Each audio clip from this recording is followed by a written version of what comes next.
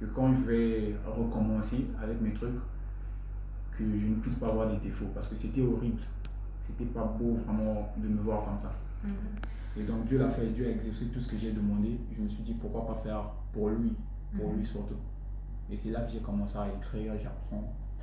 Et voilà, aujourd'hui, je fais des sons. Donc là tu as répondu aussi à la question que moi j'avais, c'était comment tu bascules de la musique, bon tu as presque répondu, comment tu bascules de la musique chrétienne à la musique païenne, mondaine plutôt, à la musique chrétienne, parce que tu étais malade et puis est-ce que tu as eu une révélation ou un truc du genre? Pas du tout. Pas du tout. C'est quand même gênant de te voir. Tu vois, tu arrives à un moment où c'est Dieu qui te sauve. Et après, je vais retourner dans le sable. Je me suis dit, c'est gênant pour moi. Déjà, ma mère ne pouvait pas accepter de me voir comme ça et tout.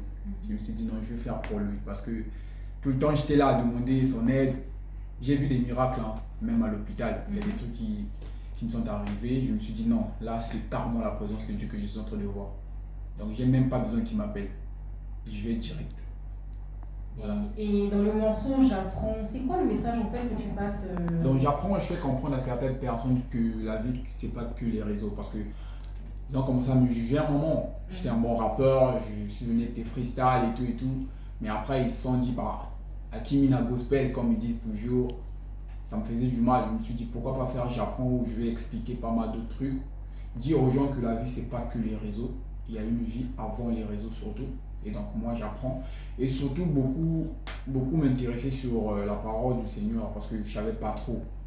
Bah, jusqu'aujourd'hui je ne sais pas trop. Et donc le son dit tout que je suis en train d'apprendre. Et je pense que je serai en mesure de faire quelque chose de bien. D'accord, et en tout cas celle-là n'est pas une question, mais j'aimerais. Est-ce que c'est possible que tu nous fasses un petit acapella sur mon mensonge? L'acapella, il fera ça à la fin. Ah, je suis trop excitée. Ouais, il fera l'acapella à la fin. Je suis trop excitée. Et la dernière question que j'avais, c'est t'es de Dolisie, tu as fait une partie en tout cas de ta carrière à Dolisie. Comment est-ce que le public, je veux dire, les mélomanes congolais reçoivent ta musique ici, à Brazzaville? Je veux dire, les Brazzavillois. Est-ce qu'ils sont assez réceptifs?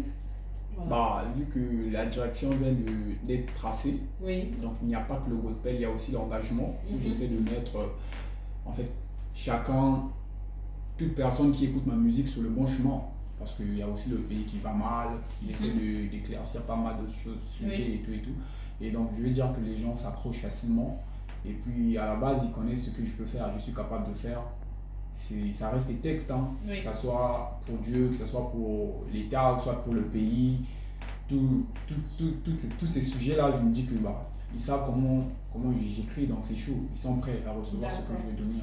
Et Chérubin, tu avais une question ou ça va? La question était... c'est vraiment pas ça. Déjà, on a eu à me proposer pas mal de trucs avant, mais j'ai jamais accepté ça.